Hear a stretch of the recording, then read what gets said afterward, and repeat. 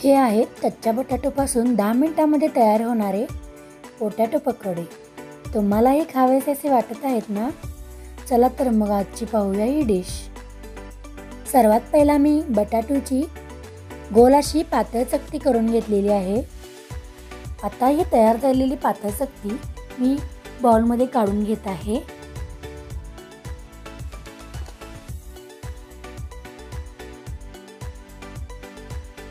आता भांडे हे रिकाम झालेले आहे। 1 वाटी बेसन पीठ घेत आहे मी।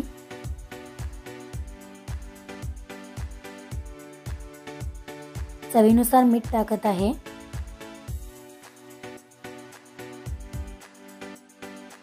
घरामध्ये उपलब्ध असलेला मसाला टाकत आहे, जेणेकरून छान अशी चव येईल।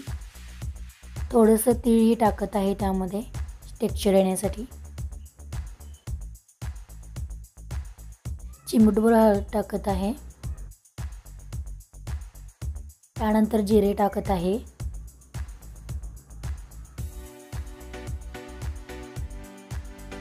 थोडासा खायचा सोडा घेतलेला आहे।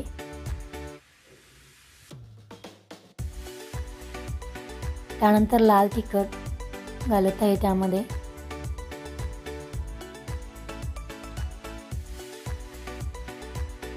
आता त्यामध्ये थोडंसं पाणी जाईल। छान असं फेटून घेत आहे। त्यामध्ये तयार झालेल्या गुठळ्या काढत आहे मी। कढीपत्ता बारीक चिरून टाकलेला आहे। पकोडे खात असताना कढीपत्त्याचा फ्लेवर आला ना तर खूपच छान असं वाटतं।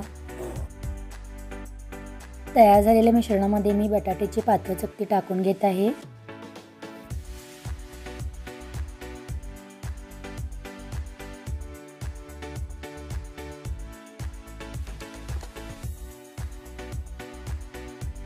कढईमध्ये तेल घेतलेले आहे। कापलेला बटाटा बेसनच्या मिश्रणासहित टाकत आहे। छान असे तेलात तळले जात आहेत। हलवल्यामुळे छान असे भाजले जातील ते।